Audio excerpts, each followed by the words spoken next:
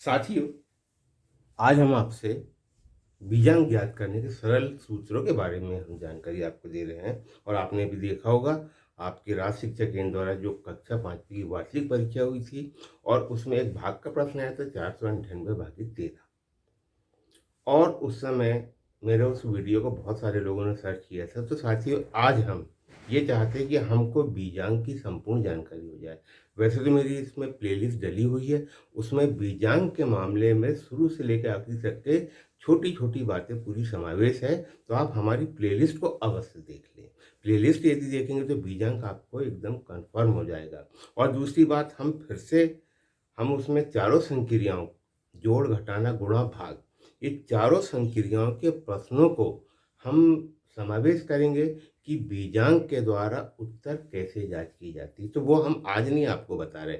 आज हम सिर्फ बीजांक ज्ञात करने के सरल सूत्र, हम कई प्रकार से बीजांक को ज्ञात करते हैं, जिसमें से एक सर्वमान्य जो तरीका है कि हम सभी संख्याओं को जोड़ें और जोड़ने के बाद जो आए तो इकाई के अंक तक के हम उसको जोड़ते हैं तो हमारा बीजांक निकल जाता है। एक तरीका ये है।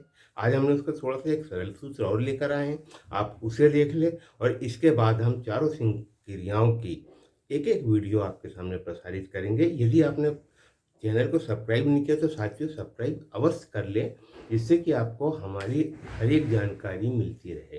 तो हमने यहाँ पे कुछ प्रश्न यहाँ पे लिखा, आपको दिख रहे होगा।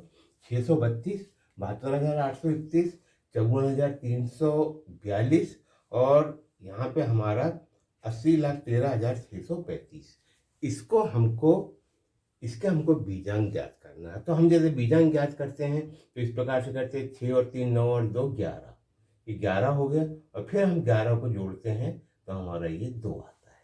ये हमारा तरीका है। जब मगर बड़ी बड़ी संख्याएं हो जाए तो कई बार ऐसा भी होता है कि हमारी जोड़ने में गलती हो सकती है। तो हम आपको बता दें कि बीजांक हमारे 1 से लेकर 9 तक होते हैं। 1 2 3 4 5 6 7 8 9, और 9 यहाँ पे एक विशेष संख्या है। बस आप ये ध्यान रखें कि 9 हमारी बहुत ज़्यादा विशेष संख्या है। और जब भी हम इसको जोड़ें तो जहाँ पे भी इसका योग 9 आए तो उस संख्या को हम काट दें, हमारे बीजांक निकल जाएंगे या उनको छोड़ दें। जैसे आपको जो तरीका अच्छा लगे, जैसे यहाँ पे मैं इसको जोड़ रहा हूँ 6 और 3 9, तो यहाँ पे 6 भी है 3 भी है 9 हो गया, तो मैं इसको काट दूंगा। उसके बाद कितना बचा 2, तो मेरा ये बीजांक आ गया 2। एक सिंपल सा तरीका है। अब मान के चलो 72,831 को मेरे को जोड़ना है, तो मैं कैसे जोड़ूंगा? 7 और 2 9, तो मैंने इसको भी काट दिया। उसके बाद 8 और 1 देख रहे, ये 9, तो मैंने इसको भी काट दिया। बचा 3, आप जोड़ के देख ले, इसका हमारा जो बीजांक आएगा वो 3 आ जाएगा।